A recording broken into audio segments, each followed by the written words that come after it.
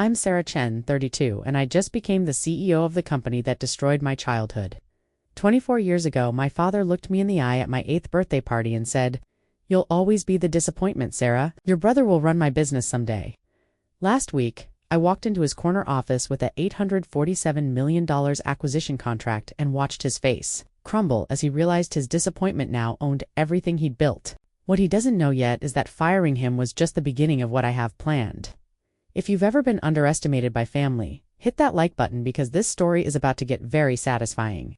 That faded birthday party photograph still sits in my desk drawer, a reminder of the exact moment my childhood ended. In it, I'm blowing out 8 pink candles while my father looks away dismissively, his attention already focused on my brother David, who's grinning beside a tower of baseball trophies that seemed to multiply every week. David was everything I could never be in my father's eyes.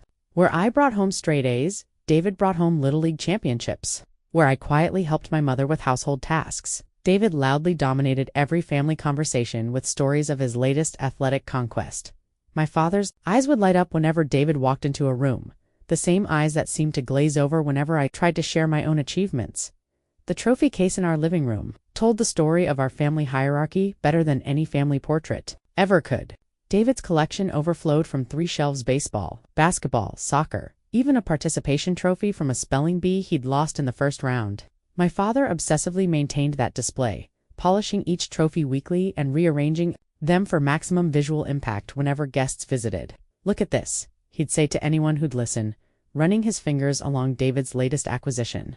"The boy's got natural leadership skills, born to run a business just like his old man." Meanwhile, my academic awards stayed tucked away in my bedroom dresser, never quite worthy of public display. When I'd won the regional science fair in 6th grade, beating students 2 grades ahead of me, my father's response was a distracted, "That's nice, honey," before immediately pivoting to discuss David's upcoming baseball playoffs. Those dinner table conversations were the worst part. Every evening, my father would lean forward eagerly as David recounted his day: the home run he'd hit, the touchdown he'd scored, the girl who'd asked him to the school dance. Then David would inevitably steer the conversation toward the family business, peppering my father with questions about construction projects and client relationships. They'd discuss Chen Construction's future as if it were David's birthright, mapping out expansion plans and succession strategies while I sat invisible at the same table. "When you take over the company," my father would say to David, "you'll need to understand every aspect of the operation. When, not if." Never a consideration that maybe his strata daughter might have business instincts worth cultivating.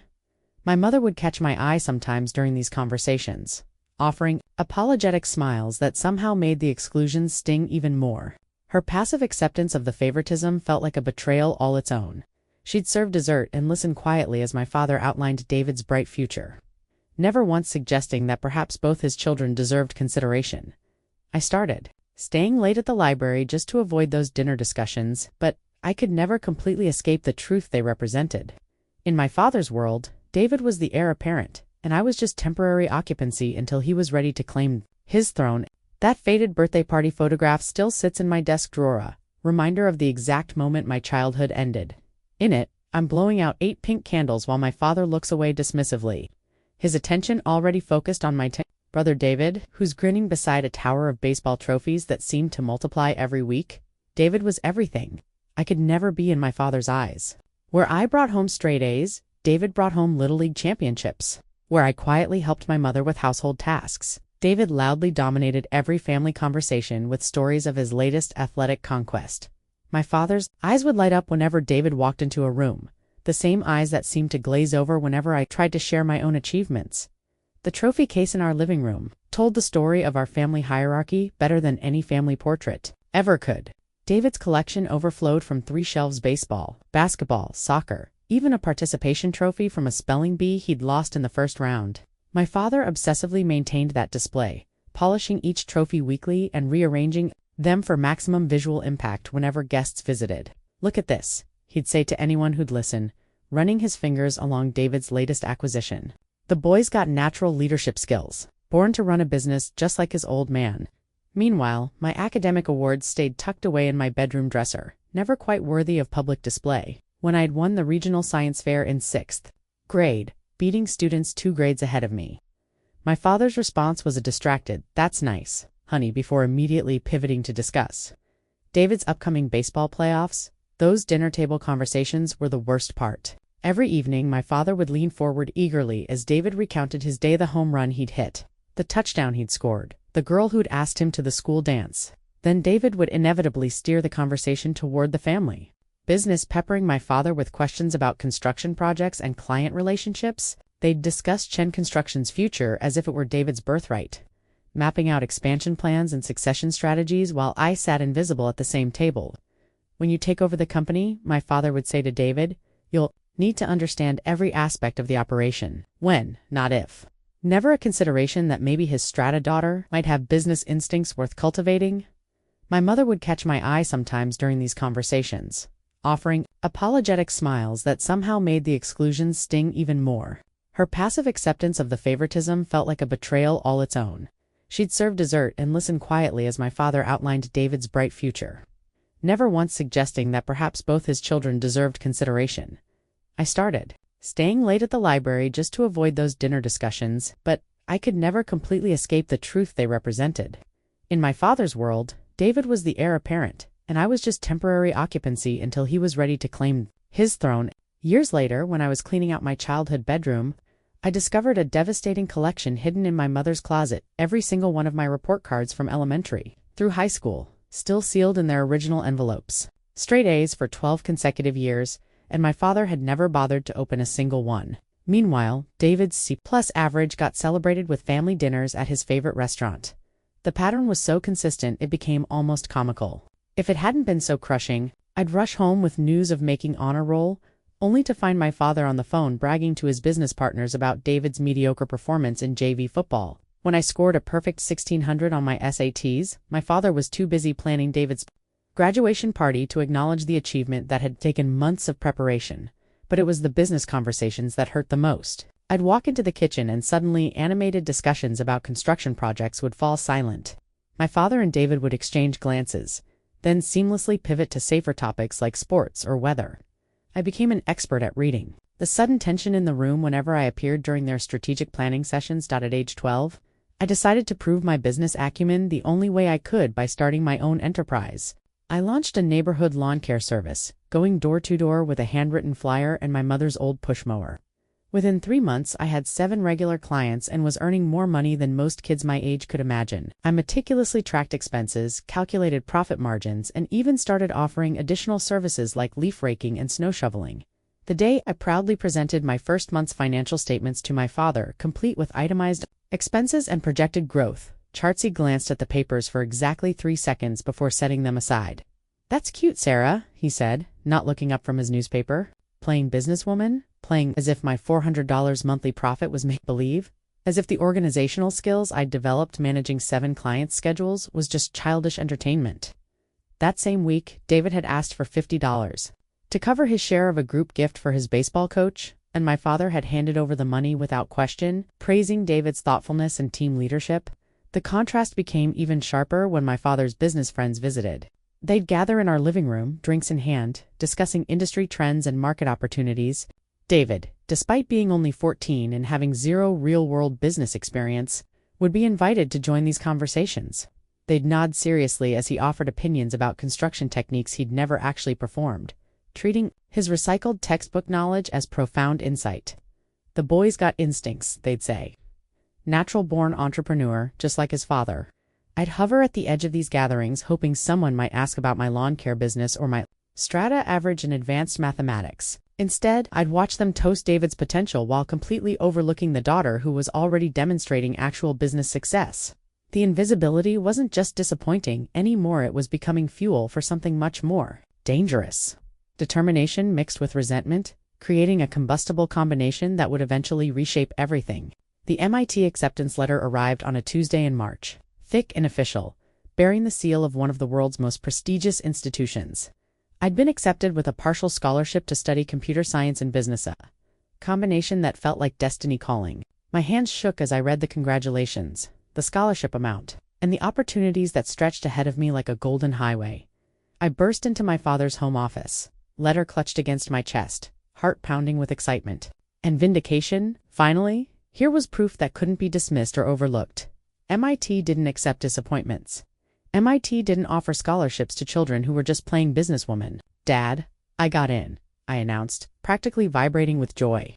MIT accepted me with a scholarship. He looked up from his construction blueprints, took the letter, and scanned it with the same expression he might use to review a routine invoice. The silence stretched uncomfortably long. $38,000 a year, even with the scholarship, he said finally, setting the letter aside. That's too expensive, Sarah, and impractical. What are you going to do with computer science anyway? The words hit me like a physical blow. Too expensive, impractical. This from a man who'd spent twice that amount on David's sports equipment and training camps over the years. But, Dad, it's MIT, I pressed, desperate to make him understand.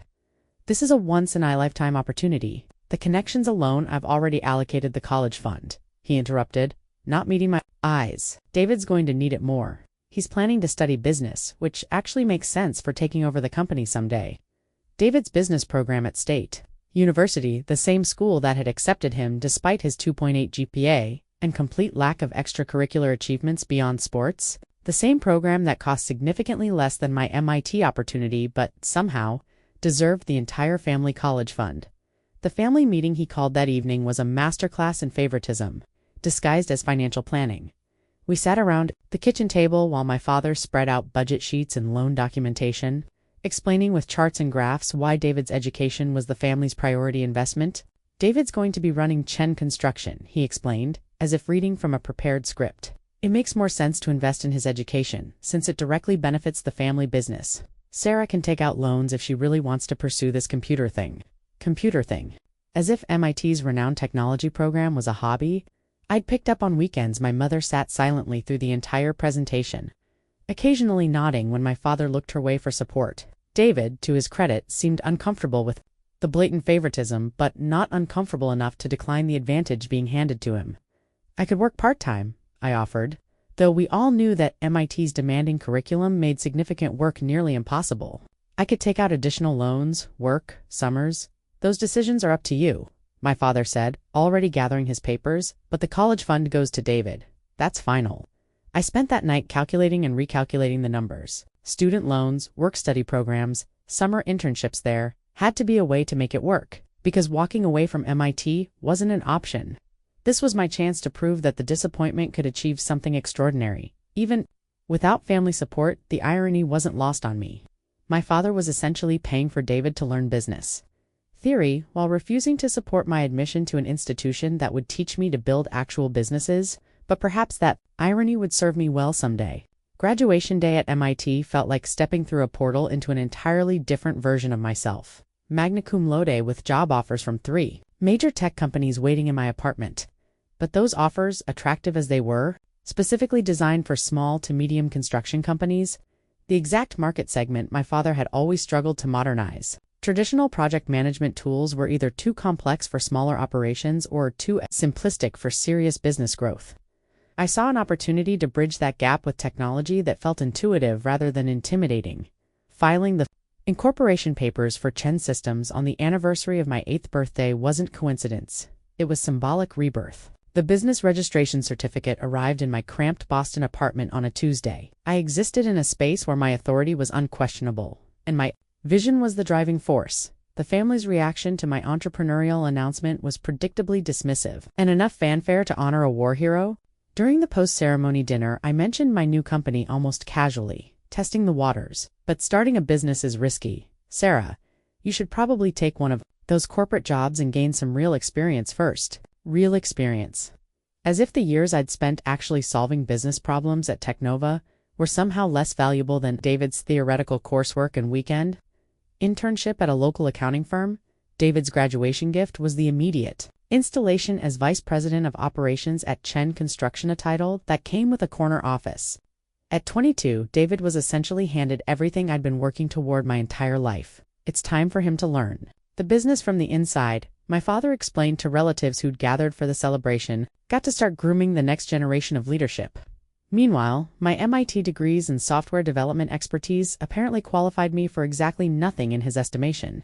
The contrast was so stark it had moved beyond painful into the realm of absurd comedy, but I had advantages David didn't realize. My years of financial struggle had taught me resourcefulness and efficiency. My technology background gave me insights into industry trends that traditional construction companies were ignoring. Most importantly, my position as the overlooked daughter meant I could build my business without interference or expectations. My first major client came through a connection I'd made during my Technova internship, a mid-sized electrical contracting firm that was drowning in paperwork and scheduling conflicts. Within 6 months of implementing my project management platform, they'd reduced their administrative overhead by 30% and improved their project completion rate significantly. Word spread quickly in the tightly connected construction industry. Companies that had been struggling with outdated systems suddenly had access to technology that actually understood their needs. My revenue projections, conservative by design, were surpassed within the first quarter.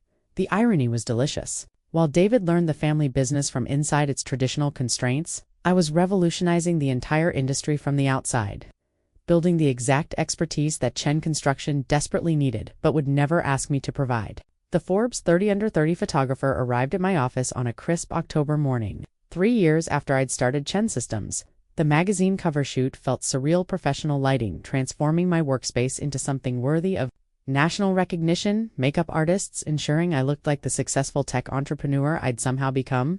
Rising star in construction technology, the photographer explained as he adjusted his equipment, "Your software platform is revolutionizing how smaller construction companies operate. Pretty impressive for someone who's not even 30.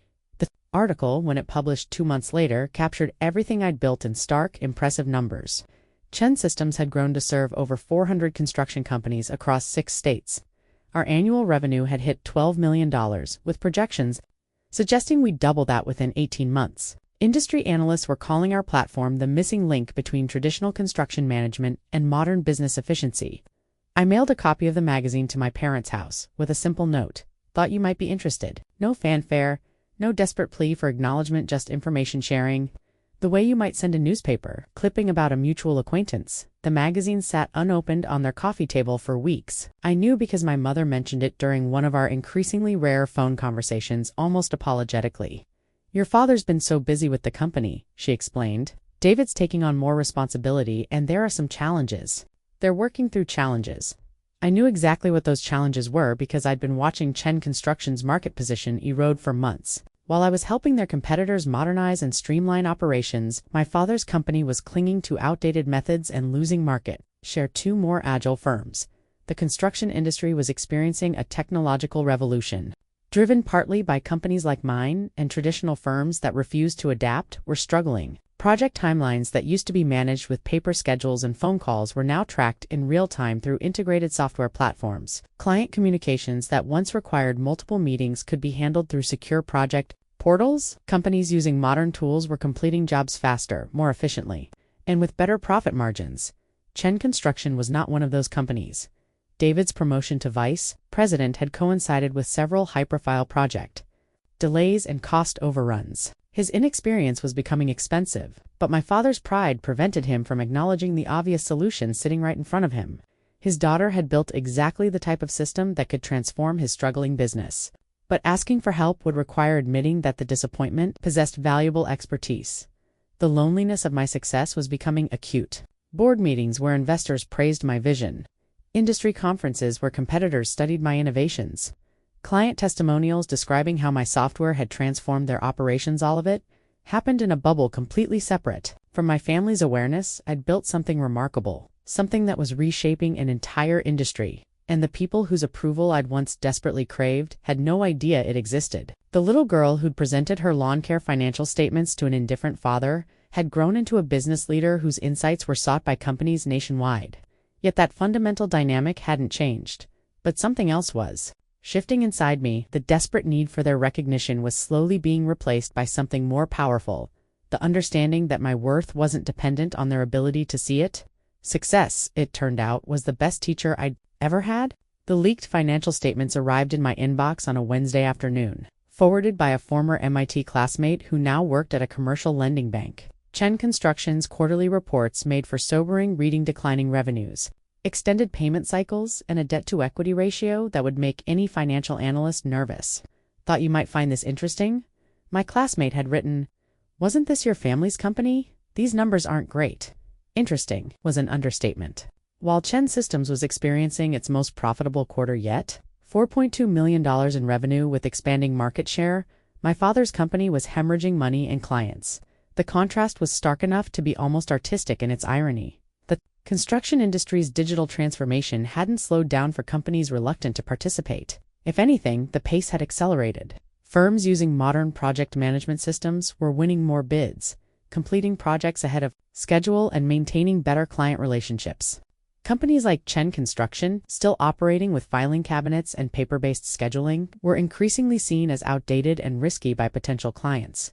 My industry connections provided additional insight into Chen Construction's specific challenges. David's management style, inherited from my father's more authoritarian approach, was alienating younger employees who expected collaborative leadership and technological competence. 3 of their most experienced project managers had left in the past 6 months, taking institutional knowledge and client relationships with them.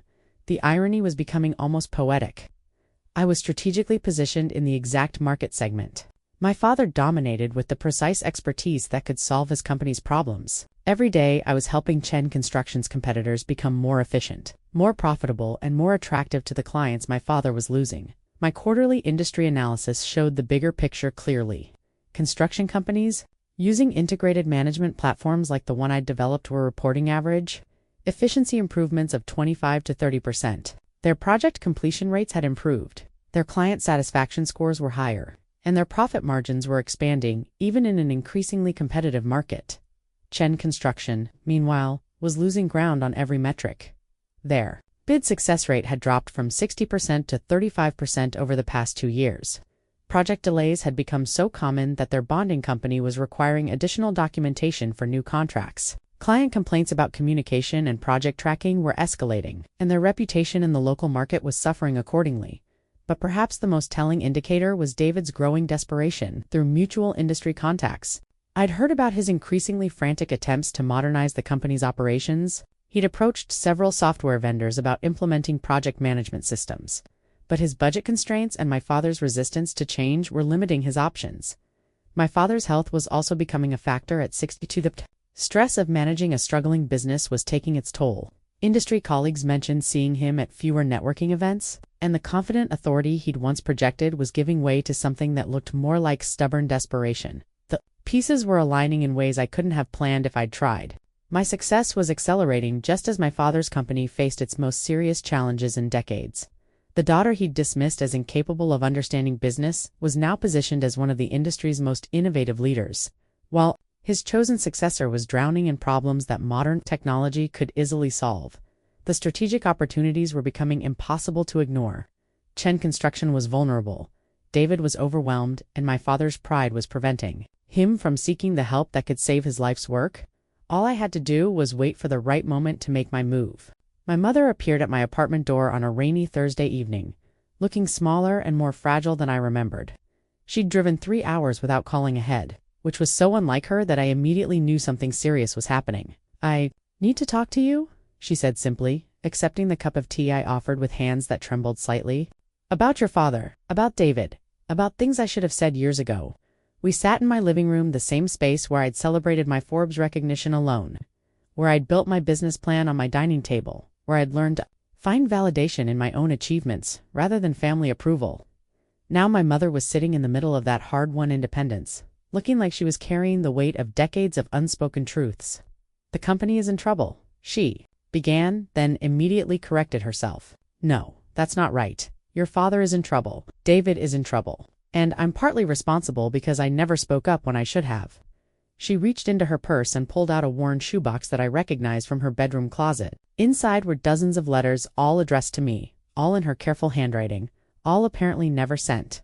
"I wrote you letters," she explained, her voice barely above a whisper. "After every report card your father ignored, after every achievement he dismissed, after every time I watched him treat you like you didn't matter, I wrote letters telling you how proud I was, how sorry I was for not defending you, how much I admired your strength." The first letter was dated from my sophomore year of high school, after I'd won a statewide mathematics competition. My mother's words, written but never shared, expressed pride and regret in equal measure.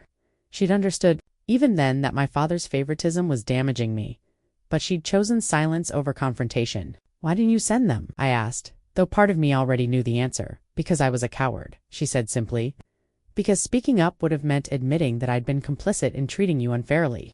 Because your father's pride is so fragile that challenging him felt impossible. She told me about the family's current financial situation with a directness that surprised me.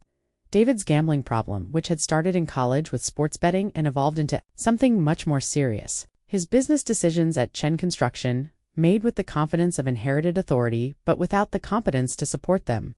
My father's health issues, high blood pressure, and stress-related complications that he was hiding from. Most people, David owes money to people who don't accept payment plans, she continued. He's been using company funds to cover his debts, thinking he could replace the money before anyone noticed. Your father knows, but he's covering for him because admitting David's failures would mean admitting his own judgment was wrong. The picture she painted was of a family business circling the drain, held afloat only by my father's stubborn refusal to acknowledge reality. Meanwhile, the daughter they dismissed was building the exact type of innovative company that could have saved them, if pride hadn't made asking for help impossible. I'm not here to ask you to save us, my mother said, though her eyes suggested otherwise. I'm here to apologize for all the years I let you believe that your worth was somehow less than David's. You were always the stronger one, the smarter one, the one with real vision. I just didn't have the courage to say it when it mattered. Her confession hung in the air between us. Decades of family dysfunction finally acknowledged. But acknowledgement, I was learning, wasn't the same as accountability.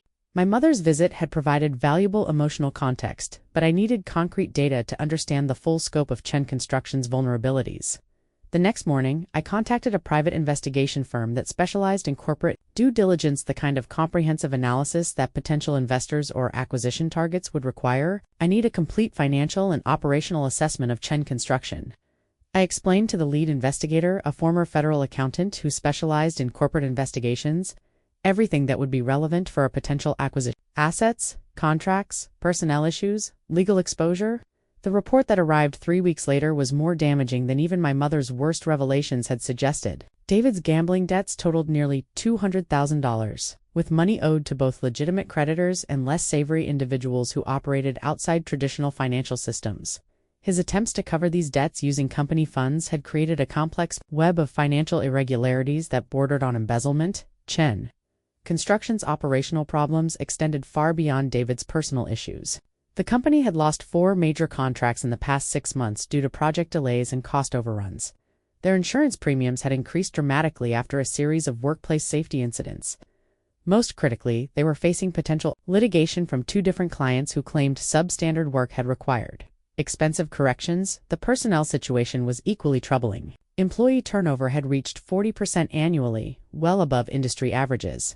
Exit interviews revealed consistent complaints about outdated equipment, poor communication, and management decisions that prioritized ego over efficiency. Several former employees had joined competing firms, taking valuable client relationships and institutional knowledge with them. My father's health issues were more serious than my mother had indicated. According to medical records that were part of the company's insurance documentation, he'd suffered a minor heart episode 6 months earlier and was taking medication for hypertension and anxiety. His physician had recommended reducing his work stress, advice that was obviously incompatible with managing a struggling business. But the most revealing section of the report dealt with Chen Construction's market position relative to competitors. Companies that had modernized their operations, particularly those using project management software similar to what I'd developed, were consistently outperforming traditional firms. The gap was widening monthly, creating a scenario where outdated companies would soon become economically unviable. The financial projections were particularly stark. Unless Chen Construction made dramatic operational improvements within the next 12 months, they would likely face bankruptcy or forced sale. Their current debt-to-asset ratio made traditional refinancing nearly impossible, and their declining revenue made organic recovery increasingly unlikely. Yet buried within all this, financial carnage was a valuable core business. Chen Construction owned significant equipment, maintained long-term relationships with suppliers, and had name recognition in the local market. Under competent management with modern systems, the company could potentially return to profitability. Within 18 months, I spent hours studying the report, analyzing every financial statement and operational assessment. The conclusion was inescapable: Chen Construction was perfectly positioned for acquisition by someone with both the financial resources and industry expertise to execute a turnaround strategy. Someone exactly like me. The irony was almost too perfect to believe. My father had spent my entire childhood insisting that I couldn't understand business, while I was now in position to acquire his failing company and demonstrate exactly how wrong he'd been. The disappointment had become the potential savior, if she chose to be. The PowerPoint presentation I created that weekend was a masterpiece of strategic planning, 63 slides detailing every aspect of acquiring and transforming Chen Construction. I titled it Project Vindication and spent 3 days refining each element until the plan was flawless. My corporate attorney, Rebecca Martinez, had handled several hostile acquisitions for tech companies expanding into traditional industries. She reviewed my preliminary strategy with the dispassionate expertise I needed. "This is technically sound," she said, scrolling through my financial projections. "You have the capital, the industry knowledge, and the operational expertise to make this work. The target company is vulnerable enough that they'll have limited options. But, Sarah, you need to be absolutely certain about your motivations here." My motivations were crystal clear, even if they were complicated. This wasn't just about business opportunity, though. The financial case was compelling. This wasn't just about family vindication, though. The psychological satisfaction would be immense. This was about demonstrating in the most concrete way possible that the daughter they'd dismissed was capable of succeeding where the son they'd favored had failed. Building a war chest had been easier than I'd expected. Chen Systems' continued growth had attracted investment interest from several venture capital firms, rather than taking on partners who might complicate my personal agenda. I'd chosen strategic investors who brought industry connections and credibility. Our latest funding round had valued the company at $50 million, giving me personal net worth that exceeded Chen Construction's total annual revenue. The acquisition strategy needed to feel inevitable rather than personal. Direct confrontation would trigger my father's defensive instincts and potentially complicate the legal process. Instead, I planned a methodical approach that would make selling to me seem like their best available option. Phase 1 involved positioning myself as the logical buyer. Through industry publications and conference presentations, I was already recognized as an expert in construction, technology, and operational efficiency. Acquiring a traditional firm to demonstrate real-world application of my software platform made obvious business sense. Phase 2 required creating market pressure that would force Chen Construction to consider sale options. This meant accelerating my expansion into their geographic market, signing their former employees, and demonstrating to their remaining clients that modern alternatives existed. Phase 3 would involve direct negotiation from a position of overwhelming strength. By the time I made my formal offer, Chen Construction would be facing financial pressures that made my proposal the only realistic path forward. The psychological preparation was equally important. I needed to be ready for my father's shock, David's humiliation, and the family dynamics that would inevitably explode when the disappointment revealed herself as their potential savior. This would require maintaining professional composure while managing decades of suppressed emotion. I spent hours mentally rehearsing the acquisition meeting, anticipating my father's arguments and preparing responses that would be both businesslike and devastating. The little girl who'd once desperately sought his approval was gone, replaced by a CEO who understood power dynamics and wasn't afraid to use them. The final decision point came on a Sunday evening. As I reviewed the completed presentation, I could continue building Chen Systems independently, maintaining the moral high ground while watching my family's business collapse from a distance. Or I could intervene directly, using my success to reshape the power structure that had defined our relationship since childhood. Justice, I decided, was worth more than moral superiority. It was time to show my father exactly what his disappointment had become. The anonymous purchase offers began arriving at Chen Construction in March, each one carefully calibrated to test their desperation level without revealing my involvement. I used 3 different shell companies to make initial contact legit business entities that existed primarily to obscure my identity during the preliminary stages. The first offer, delivered through Mitchell Holdings LLC, was deliberately lowball $2.3 million for the entire operation. Assets and contracts included. I wanted to gauge my father's initial reaction to the concept of selling, regardless of price. According to my industry contacts, he rejected it immediately, calling the offer insulting and declaring that Chen Construction wasn't for sale at any price. The second offer came 6 weeks later through Cascade Investment Partners, this time for $3.8 million with more favorable terms for existing employees. The rejection was slower this time, suggesting that financial pressure was beginning to affect my father's decision-making process. David had apparently advocated for at least considering the offer, which created the first public tension I'd heard about between father and son. By the time the third offer arrived, $4.2 million from Strategic Business Solutions, Chen Construction's situation had deteriorated significantly. They'd lost another major contract, this time due to a safety violation that had resulted in regulatory fines and mandatory retraining for their entire crew. The delay in rejecting this offer stretched to 2 weeks, during which my industry sources reported heated family discussions about the company's future. My proxy strategy was working exactly as intended. Each successive offer established that Chen Construction was indeed for sale, just not at the right price or to the right buyer. Meanwhile, I was gathering intelligence about their internal discussions, their financial constraints, and their growing desperation to find solutions to problems that were accelerating beyond their control. David's panic was becoming evident. To anyone paying attention, he'd approached 2 different business consultants about operational improvements. But Chen Construction's limited budget meant they could only afford surface-level advice. He'd also contacted several software vendors about project management systems, though the quotes he'd received were beyond the company's current financial capacity. The irony was exquisite. David was desperately seeking the exact expertise I possessed, from vendors who charged premium prices for systems less sophisticated than what I'd developed. His father's pride and his own ignorance were preventing him from recognizing that the solution to their problems was sitting right within their own family. My father's health issues were also intensifying the pressure. According to my mother, who'd begun calling me regularly with updates, his physician had recommended immediate stress reduction and was considering medication adjustments that could affect his cognitive function. The prospect of managing a failing business while dealing with serious health concerns was taking an obvious toll. But the most telling indicator of their desperation came through an unexpected source. One of my former MIT classmates, now working at a commercial lending institution, called to ask whether I knew anything about Chen Construction's financial situation. They've applied for a significant loan extension, he explained, but their numbers are pretty concerning. The loan committee is skeptical about their ability to service additional debt, given their current revenue trends. Someone mentioned that the owner's daughter is apparently some kind of tech success story. Any chance you know her? I feigned mild interest while internally celebrating this perfect setup. Chen Construction's borrowing options were being exhausted just as my anonymous offers were establishing their willingness to consider sale alternatives. All that remained was to let financial pressure build until my direct intervention would seem like salvation rather than conquest. The acquisition contract I presented to Chen Construction that Tuesday morning was a work of art. 347 pages of meticulously crafted legal language that offered them salvation while establishing my complete control. The $8.47 million purchase price was fair market value for a healthy construction company.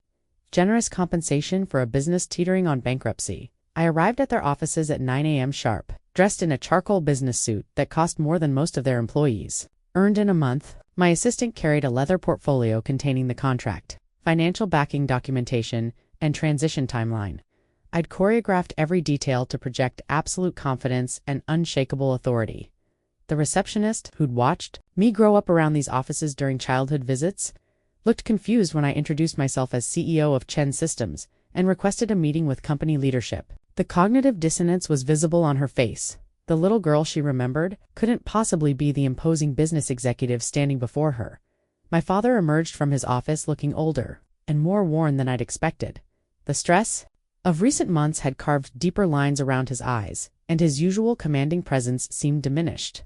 David followed behind him, his confusion evident as he tried to process why his sister was requesting a formal business meeting. "Sarah," my father said, his voice carrying uncertainty rather than authority. "What's this about?" "I'm here to discuss acquiring Chen Construction," I replied, maintaining perfect professional composure. "I believe we can reach terms that benefit everyone involved." The conference room fell silent as I arranged my materials on the table, the same table where I'd once been excluded from family business discussions. Now, I was commanding the conversation, setting the agenda, controlling the power dynamics with the expertise they'd never bothered to recognize. I began with a comprehensive analysis of Chen Construction's current situation, citing specific financial data, operational challenges, and market pressures with the authority of someone who'd done her homework thoroughly. My father's face cycled through shock, confusion, and dawning realization as I demonstrated knowledge of his business that exceeded his own. "Your debt-to-equity ratio is 3.2 to 1. I continued, consulting my notes with professional detachment. "Your client retention rate has dropped to 61% over the past 18 months. Your operational efficiency metrics place you in the bottom quartile of regional construction companies." David's humiliation was almost painful to witness. Every weakness I identified, every operational failure I documented, represented his inadequacy. As the chosen successor, His attempt to defend some of the business decisions only highlighted his fundamental misunderstanding of basic financial principles. But it was my father's reaction that provided the deepest satisfaction. The man who dismissed my business acumen for decades was watching his disappointment demonstrate mastery of concepts he'd never bothered to teach me.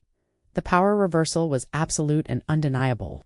The acquisition price is $8.47 million, I announced, sliding the contract across the table. This includes all equipment, contracts, supplier relationships, and intellectual property. Existing employees would be retained with improved benefits packages. The transition timeline allows for orderly completion of current projects. My father picked up the contract with trembling hands, scanning the summary page with obvious disbelief.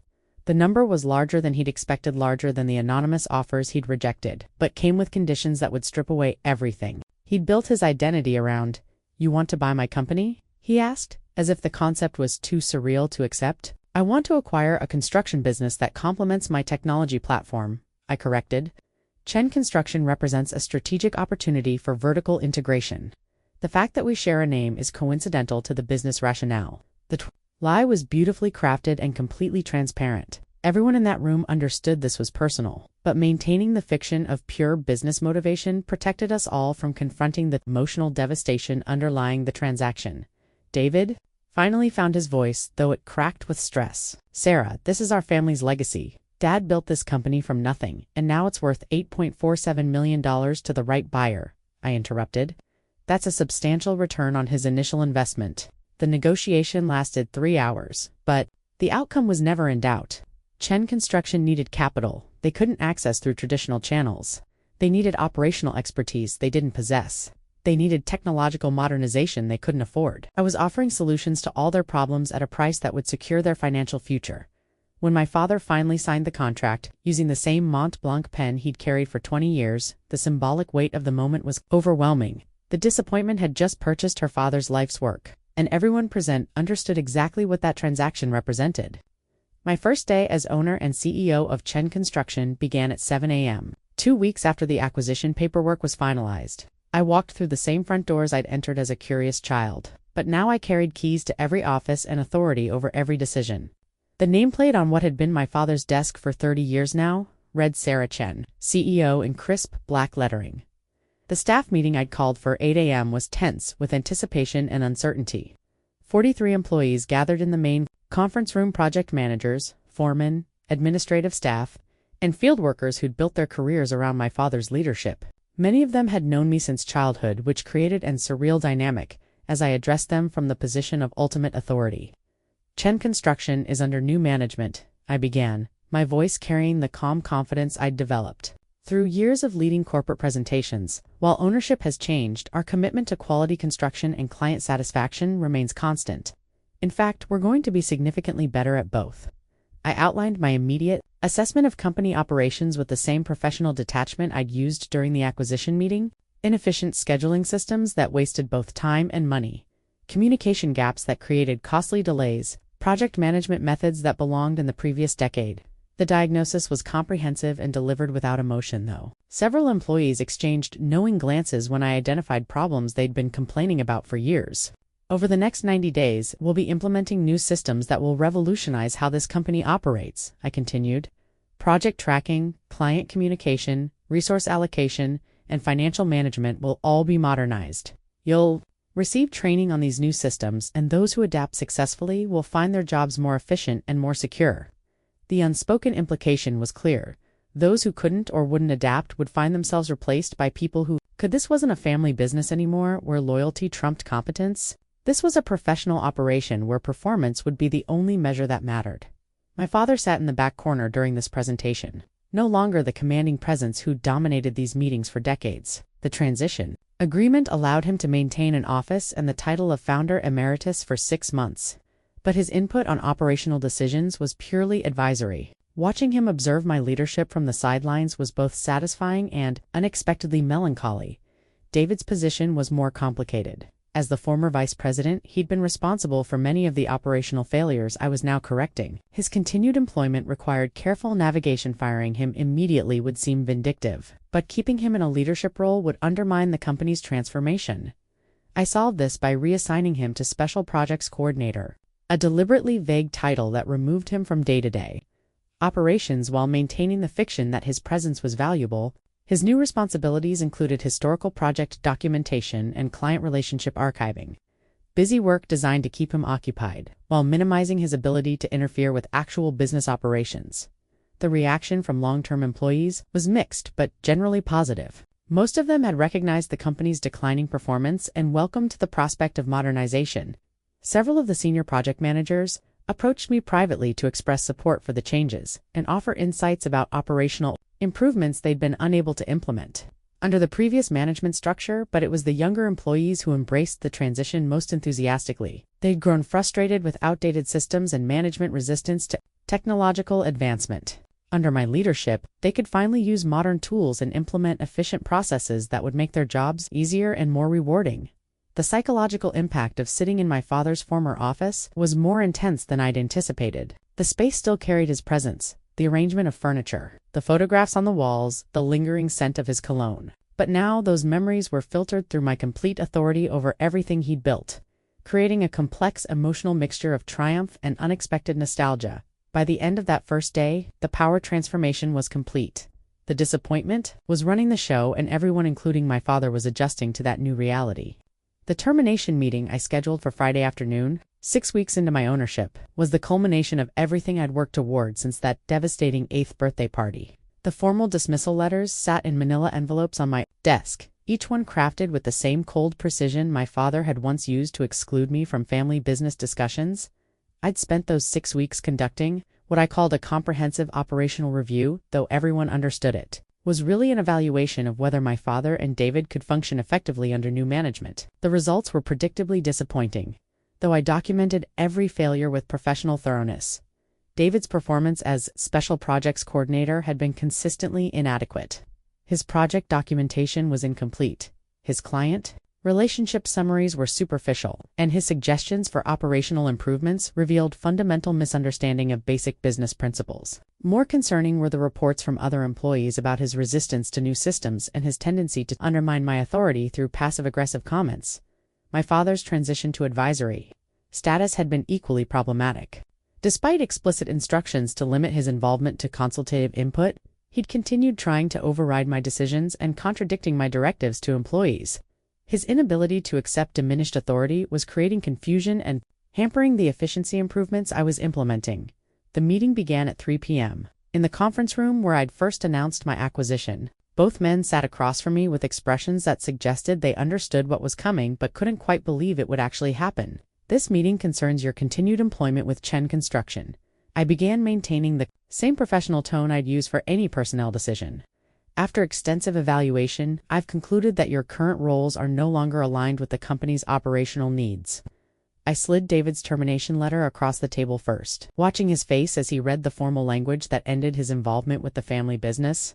The letter cited specific performance deficiencies, documented instances of insubordination, and offered a severance package that was generous but final. "Sarah, you can't be serious," David said, though his voice carried defeat rather than genuine surprise. "This is our family's company. Dad built this place. I built this place," my father interrupted, his own shock giving way to anger. "I spent 30 years creating something meaningful, and you're destroying it out of spite." The accusation hung in the air between us, finally naming the emotional undercurrent that had driven this entire sequence of events, but I'd prepared for this moment, both legally and psychologically, and I wasn't going to be derailed by appeals to family sentiment. "Chen Construction is a business," I replied calmly. "Business decisions are based on performance, competence, and strategic value. Personal relationships are irrelevant to operational efficiency." I then presented my father's termination letter, which was more comprehensive and carried additional legal protections given his founder status. The severance package was substantially enough to ensure comfortable retirement, but the message was unambiguous. His era was over and mine had begun. "You're firing your own father?" he asked, as if the concept was too surreal to process fully. "I'm terminating an employee whose performance is incompatible with company objectives," I corrected. "The fact that we're related is unfortunate but doesn't change the business rationale." The conversation that followed was emotionally brutal for all of us. My father's final pleas centered on family loyalty and the sacrifice he'd made building a legacy for his children. David's arguments focused on his potential to improve and his willingness to accept reduced responsibilities. Both appeals were delivered with the desperation of people who finally understood that their assumptions about family hierarchy had been completely overturned. But I'd waited too long for this moment to be swayed by emotional manipulation. The little girl who'd once desperately craved their approval had grown into a woman who understood that respect had to be earned rather than inherited. They'd had decades to recognize my value, and they'd chosen dismissal instead. Your final day will be next Friday, I concluded, gathering the signed termination documents. Security will escort you from the building to ensure a smooth transition. I trust you'll handle this professionally. The power reversal was complete. The disappointment had just fired the golden child and the patriarch, using the same cold business language they'd once used to exclude her from their world. Justice, it turned out, was a dish best served with proper documentation. The silence in my father's former office that evening was profound in ways I hadn't anticipated. After 30 years of his presence dominating this space, I sat in his chair behind his desk, surrounded by the artifacts of his professional life that I now controlled absolutely. The framed photograph on the credenza showed our family at David's high school graduation, my father's arm around his son's shoulders, both of them grinning with shared pride and mutual admiration. I appeared in the background of that image, smiling dutifully but clearly peripheral to the main celebration. Even in supposedly happy family moments, the hierarchy had been unmistakably clear. I'd achieved everything I'd set out to accomplish, demonstrated that the daughter they'd dismissed possessed superior business skills to the son they'd favored. The vindication was complete, total, and professionally documented. So why did victory feel so hollow? Equipment lined up in neat rows: bulldozers, excavators, concrete mixers that represented the tangible foundation of everything my father had built. Under my ownership, these machines would be more efficiently utilized, more carefully maintained, and more profitably deployed. Same as satisfaction. I'd won the war decisively, but the emotional cost was becoming apparent now that the adrenaline of conquest was fading. I'd burned family relationships that, however flawed, had still been the only family I possessed. The little girl who'd just wanted her father's love had grown into a woman who'd destroyed any possibility of ever receiving it. My childhood bedroom had been converted into a home office years earlier, erased from my parents' daily lives. The pink wallpaper and stuffed animals had been replaced with filing cabinets and a computer desk. Perhaps that transformation was more accurate than I'd realized. The vulnerable child, who'd craved approval, had indeed disappeared. Industry colleagues congratulating me on a successful acquisition, employees expressing enthusiasm about company improvements, investors praising my strategic vision and execution, but nothing from family members, because I'd systematically eliminated every family member from my professional world. I pulled out the faded birthday party photograph from my desk drawer and studied it under the harsh fluorescent office lighting. 8-year-old Sarah, blowing out candles while her father looked dismissively away. The exact moment when everything had begun to crack. Revenge I'd just executed. But revenge, it turned out, was a peculiar form of victory. I'd proven my father wrong about my capabilities, demonstrated my superior business acumen, yet none of that success could retroactively provide the childhood approval I'd originally sought. You can't heal emotional wounds by inflicting professional ones. Even when justice demands satisfaction, the ghosts in that office weren't be repaired, and bridges that had been systematically burned in service of proving a point that perhaps didn't need such dramatic proof. The transformation of Chen Construction over the following months became a case study in what modern management could accomplish when unfettered by tradition or ego. I rebuilt the company from its foundation up, implementing systems and values that reflected everything my father's operation had lacked: innovation, respect, efficiency, and genuine care for employee development. The new mission statement I drafted and posted in every office space wasn't corporate jargon designed to impress clients. It was a manifesto born from personal experience. Chen Construction builds more than structures. We build careers, communities, and lasting relationships founded on mutual respect and shared success. Every word was chosen deliberately to contrast with the hierarchical, authoritarian culture that had defined the company's previous incarnation. Within 6 months, employee turnover had dropped to 8% annually, well below industry averages. Exit interviews from departing staff were replaced by retention interviews that identified and addressed workplace concerns before they became resignation triggers. The contrast with my father's leadership style was stark and intentional.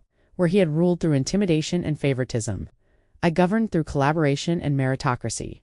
The technological integration that had been my original business specialty transformed Chen Construction's operational efficiency dramatically. Project timelines that had routinely run 20 to 30% over schedule were now completing ahead of deadline. Client communication that had been sporadic and reactive became Proactive and comprehensive. Financial tracking that had relied on outdated spreadsheets was now managed through integrated software that provided real-time insights into profitability and resource allocation. Industry recognition followed quickly. Within 18 months of my acquisition, Chen Construction was featured in Construction Management Today as an example of successful modernization in traditional industries. The article praised our innovative use of technology, our employee satisfaction metrics, and our ability to maintain small company flexibility while achieving large company efficiency. But the professional success, gratifying as it was, couldn't completely fill the emotional void created by my systematic destruction of family relationships. I'd won the business war decisively, but the personal cost was becoming more apparent as the initial satisfaction of victory faded into routine operational management. The irony wasn't lost on me that I'd transformed Chen Construction into exactly the kind of company my father could have built if he'd possessed different values and broader vision. Under my leadership, the business was more profitable, more respected, and more sustainable than it had ever been under his management. The disappointment had succeeded where the chosen one had failed, proving that competence mattered more than favoritism. My mother's occasional phone calls provided updates on family dynamics I'd chosen to exclude myself from. David had eventually found work with a competing construction firm, though at a significantly reduced salary and responsibility level. My father's health had stabilized, but his retirement was marked by bitterness and regret rather than satisfaction with a career well lived. They'd both learned to live with the consequences of their choices. Just as I was learning to live with mine, the personal growth that accompanied professional success was perhaps the most unexpected outcome of this entire experience. The angry, desperate child who'd once craved approval from people, incapable of providing it, had evolved into a confident leader who created her own validation through meaningful achievement. I no longer needed their recognition because I'd learned to recognize my own worth independently, yet something fundamental was still missing. Vindication had proven to be a finite emotion, powerful initially, but insufficient as a long-term foundation for satisfaction. I'd built something remarkable from the ashes of my childhood disappointment, but building required more than destruction. It required purpose beyond revenge. The scholarship foundation I established 18 months after acquiring Chen Construction was born from a realization that had taken me years to understand. My greatest achievement wasn't conquering my father's business, but transcending the need for conquest altogether. The official charter for the Chen Family Scholarship for Undervalued Children was signed on the anniversary of my 8th birthday, transforming the date that had once marked my deepest wound into a symbol of healing and hope. The foundation's mission was personal and specific, identifying children whose talents were overlooked or dismissed by their families, providing them with educational opportunities and mentorship that could help them develop their potential independently. Applications came from across the country, brilliant kids whose achievements were ignored in favor of siblings, creative talents whose artistic abilities were dismissed as impractical, young entrepreneurs whose business ideas were treated as childish fantasies. Reading those applications was like revisiting my own childhood through dozens of different perspectives. An 11-year-old girl whose coding skills were dismissed while her brother's mediocre soccer performance was celebrated. A 15-year-old boy whose mathematical genius was ignored because his parents preferred his sister's social popularity. Story after story of children learning that their worth was somehow less than others, simply because the adults around them lacked the vision to recognize value in unexpected forms. My first public speaking engagement about the foundation took place at a business leadership conference where I'd been invited to discuss overcoming family obstacles in professional development. Standing at that podium looking out at an audience of executives and entrepreneurs, I spoke with a candor that surprised even me. I spent the first 30 years of my life trying to prove my worth to people who were determined not to see it.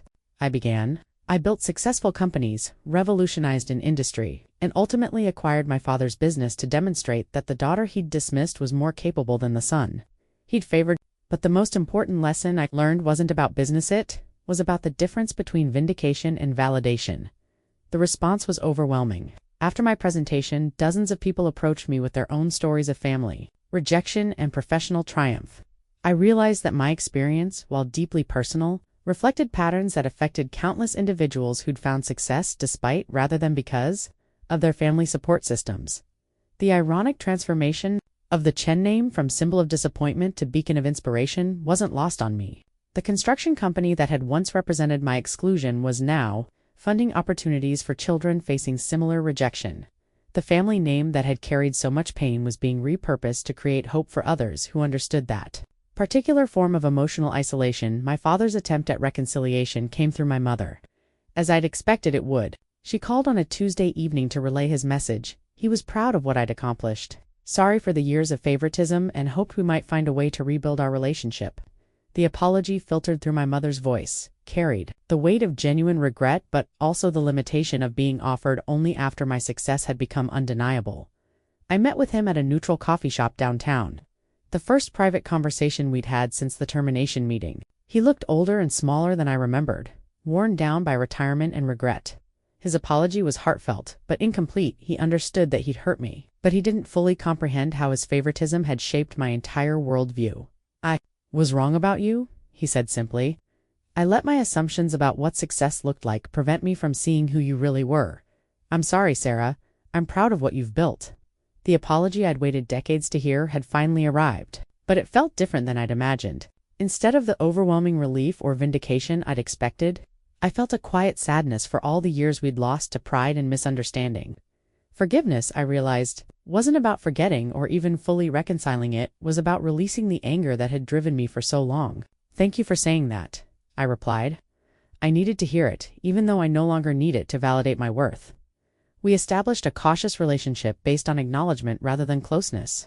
He attended foundation events and expressed genuine interest in my work, but the easy intimacy of a normal parent-child relationship was beyond repair. Some damage runs too deep for complete healing, but acceptance can be its own form of peace.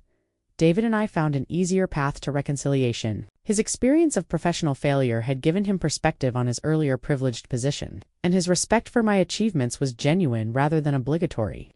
We built a friendship based on who we'd become rather than trying to repair who we'd been. The foundation's first graduation ceremony featured 12 scholarship recipients who'd completed college despite family obstacles similar to mine. Watching them accept their diplomas, knowing that they'd been given opportunities that might not have existed otherwise, provided a satisfaction that surpassed any business triumph I'd achieved. Standing at that podium, looking out at young people who'd transformed their family disappointment into personal empowerment, I understood that my greatest success wasn't acquiring my father's company or proving my superior business skills. It was learning that the best revenge against those who undervalue you isn't conquest, it's becoming so secure in your own worth that their opinion becomes irrelevant. The little girl who'd blown out 8 birthday candles while her father looked away had grown into a woman who created light for others facing similar darkness. That transformation, more than any financial achievement or professional recognition, represented the person I'd always been capable of becoming once I stopped needing approval from people who weren't capable of providing it. The Chen name would continue to represent innovation, respect, and opportunity values that honored the family legacy while transcending its limitations. That seemed like the perfect foundation for whatever came next.